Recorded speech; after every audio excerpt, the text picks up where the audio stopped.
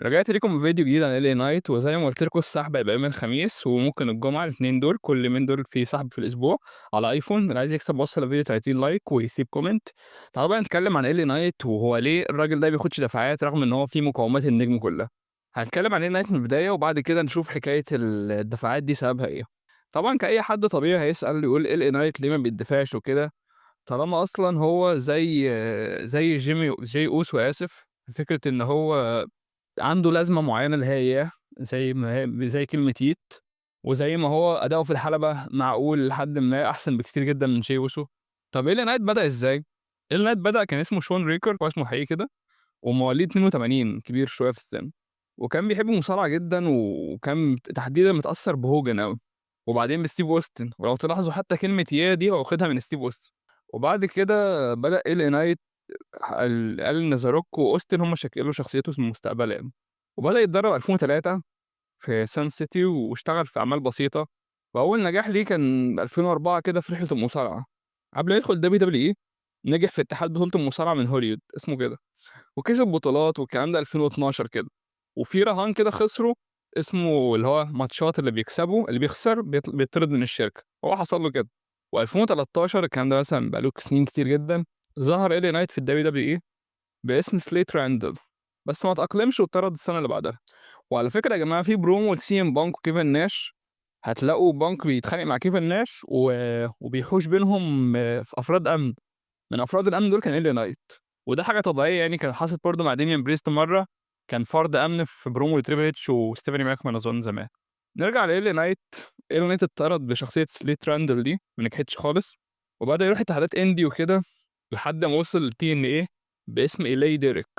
2015. انضم لهناك وبدأ يلمع بسرعة بشخصية شرير كده معينة، وبدأ الجمهور يحترمه بسبب إن هو إلي نايت حلو جدًا على المايك على فكرة. وبعد عداوات وحاجات كده خد بطولة 2016، وبعدين نافس على اللقب العالمي وخسر، كانت بطولة زي King of the Ring كده في TNA، ومع ذلك كان لسه محافظ على حضوره يعني واسمه، لحد 2017 كسب gauntlet match وخد أول بطولة، و وبدأ يتخبط كده بين اتحادات كتير، وفاز بألقاب الفرق ومش عارف حاجات كده، ورجع للNWA وبعد كده الWWE، ورجع بقى بالشخصية اللي هو عليها النهارده اللي هي LA Knight ياه، مش مثلًا شخصية بقى الحاجات الغريبة اللي كان بيعملها دي. فبدأ من أول ما بدأ بNXT عادي خطف الأضواء بسرعة جدًا، وإن هو عنده كاريزما فعلًا تحسّه ممثل كده أو حاجة star يعني، وكسب لقب ال1.000.000 اللي بيتقال عليه، رغم إن هو كان بادئ على فكرة شرير، بس هو الجمهور كان بيتفاعل معاه أوي،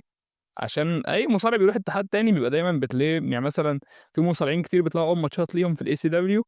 الجمهور رافع يافطة أصلًا أنا دفعت فلوس عشان أتفرّج على المصارع كذا، ففي ناس بتتابع اتحادات تانية غير المصارعة يعني، غير الWWE أقصد. وبدأ إل نايت يتشهر ويتقِل بشخصية الطيب لحد ما طلع سماك داون وحاولوا يغيّروا شخصيته لماكس دوبري، لكن بعد ما تريبل اتش مسك قال الشخصية دي مش حلوة خالص وهتضيّع إل نايت، فرجعوه إل نايت زي ما كان، وبدأ يكسب شعبية كبيرة بفضل حضوره وإن هو عنده خبرة يعني، ودخل في عداوة مع براي وايت وهو للأسف كان آخر واحد ليه قبل ما يموت، آخر خصم ليه. وبدأ في 2023 الناس بتتفاعل معاه بشكل مش طبيعي، رغم إن هو على فكرة ما كسبش Money in the Bank وخسرها مرتين ورا بعض، كان كل مرة بيقرّب من إن هو يكسب ويخسر، وكسب Battle Royale كده في Summer Slam وشارك في ماتشات كبيرة مع ناس زي The Miz وجون سينا، لحد ما في الآخر وصل لمرحلة إن هو يلاعب رومان رينز. طب ليه عداوته مع رومان رينز ما كانتش أحسن حاجة رغم إن ده متحدث حلو على المايك؟ المشكلة مش في الأداء ولا في حاجة، المشكلة في إن عداوات رومان رينز لو ركزتوا فيها في فترة البلاد لاين أنا شُفتها كلّها على فكرة ال1300 يوم. المميز أوي كان عداوته مع ليزنر وعداوته مع كودي، وفي شوية من جي أوسو في الأول، لمّا كان جي أوسو بشخصية البلاد لاين. غير كده كنا مثلًا لو حصل خيانة، حصل بتاع، مثلًا ضد درو لمّا سولو ظهر، فهو عداوته مع LA نايت كرومان ما فيش مجال أصلًا يعملوا أي لحظات جديدة، يعني هي ممكن اللحظة الوحيدة المميزة إن LA نايت دخل في نُص دخلة رومان رينز وكانت حاجة كده شقلب وقلب أسبوعين 3 بناء ونخش على العرض على طول، وبعد كده إيلي نايت لعب ماتش رباعي أورتن وإيلي نايت وAJ ستايلز ورومان، وده أظن كان الماتش الرباعي الوحيد اللي رومان لعب في البطولة، وفضل إيلي نايت عمال يتخبط كده بياخد فرص بس ما بيكسبش حاجة منها، ولغاية النهارده على فكرة عمره ما خد بطولة عالم. في 2024 ركز على بطولة أمريكا كبطولة يعلّيها يعني، وخدها من لوجان بول، والبطولة معاه ما نوّرتش أوي بصراحة، يعني النهارده لو عايزين تشوفوا بطولة منوّرة مع حد هتلاقوا التحديات المفتوحة والحاجات دي، بس هو كان يعني عامل فترة كده قصيّرة حتى ما كمّلتش حاجة، وخسرها من شينسكي ناكامورا. ده LA Knight. وبعد كده النهارده هو بيلعب بطولة العالم بس بيخسر على طول، وأظن هو الخصم الجاي لبانك بعد ما يخلص من حكاية لوجان بول والحاجات اللي حواليه دي. طب تعالوا بقى أكلمكم في LA Knight ليه ما بياخدش دفعات رغم إن الراجل في مقومات النجم وعنده لازمة معينة وأداؤه حلو في الحلبة وخبرة وشكله حلو وجسمه حلو. LA Knight يا جماعة باختصار كان مرة تريبل اتش قال إن هو LA Knight بيكتب له دفعة النهارده مثلا، تاني يوم يبعت لتريبل اتش عايزين نغيّر في السيناريو كذا وإلا مش هاعمله أو حاجات يقعد يتناقش كتير، فتريبل اتش قال الجدل الكتير ده بيخلّيني ألغي الدفعة كلّها، فدي حاجة معروفة عن إيلي نايت في الكواليس. تاني حاجة إن إيلي نايت أصلًا كبير في السِن، يعني إيلي نايت عنده مثلًا عنده حاجة و40 سَنة، يعني هو مثلًا سِن بانك والناس دي أو في الجيل العمري بتاعهم،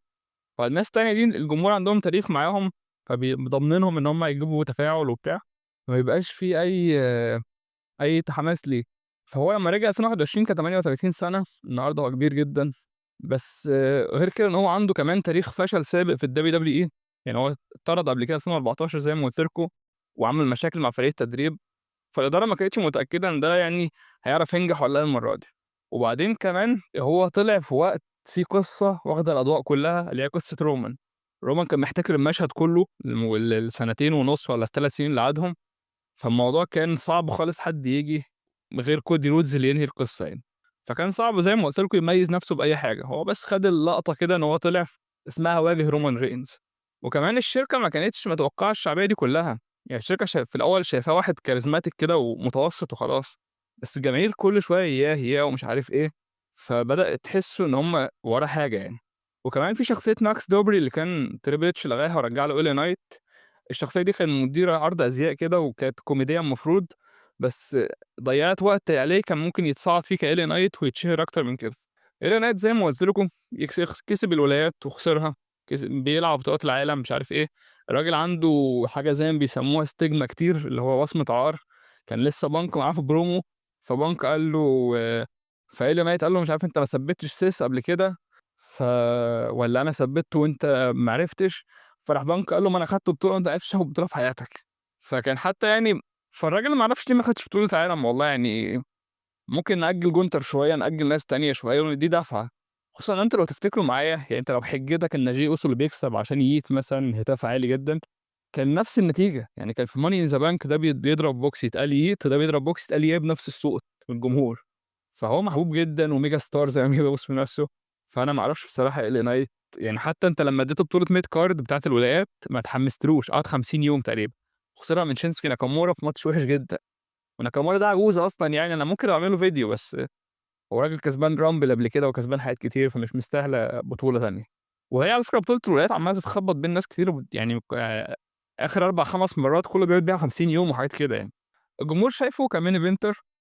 واحد من أهم الأسماء بعد كودي وسيس والناس دي، ومعتبرينه في نفس جماهيرية البطل العالم.